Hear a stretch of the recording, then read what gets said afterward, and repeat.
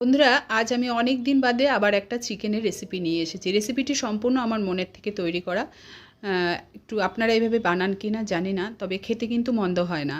আমি দুটো ছোট সাইজের পেঁয়াজকে কুচিয়ে নিয়ে এভাবে লাল করে বেরেস্তার মতন ভেজে নিয়ে ঠান্ডা করতে দেব।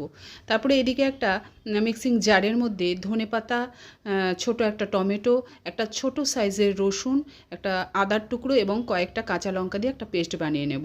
আর এদিকে নিয়েছি ধনের গুঁড়ো, হলুদের গুঁড়ো, জিরের গুঁড়ো এবং লবণ, এবং সাথে দিয়ে দেবো পেস্ট করা যে ধনেপাতা লঙ্কা দিয়ে যে পেস্টটা বানিয়েছি সেটাও সাথে দিয়ে দেবো। সবগুলো দিয়ে ভালো করে এটা মাখাতে হবে এবং অবশ্যই তার সঙ্গে দিয়েছি আমি 2 থেকে 3 চামচ টক দই। সবগুলো উপকরণ একসঙ্গে ভালো করে হাতের সাহায্যে এটাকে ম্যারিনেট করতে হবে। দেখুন, হাতের সাহায্যে আমি সুন্দরভাবে মাখাচ্ছি এবং এটাকে কিন্তু এমনভাবে মাখাতে হবে যাতে চিকেনের মধ্যে সম্পূর্ণ এটা ভেতরে মশলাগুলো ঢোকে।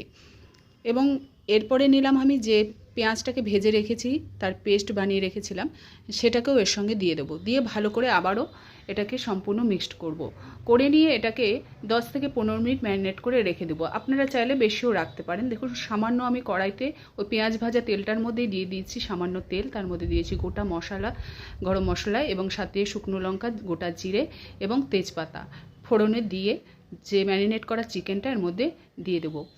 দিয়ে গ্যাসটা কিন্তু সম্পূর্ণ সিম করা থাকবে। এর মধ্যে তারপরে দিয়ে দিলাম মিট মশলা এবং গরম মশলা, দিয়ে সবগুলো আবারও একসাথে মিক্সড করলাম।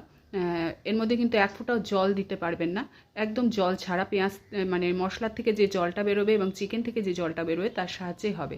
দিয়ে গ্যাসটাকে সিম করে দিয়ে ঢেকে রাখবেন। অবশ্যই মাঝে মাঝে ঢাকাটা খুলে নাড়াচাড়া দেবেন, নাহলে নিচে লেগে যাবে। যখন এরকম হয়ে যাবে মনে করবেন চিকেনটা হয়ে গেছে। নামানোর আগে অবশ্যই আপনারা আপনাদের স্বাদ মতন লবণটা টেস্ট করে নেবেন, তাহলে কিন্তু হয়ে গেল।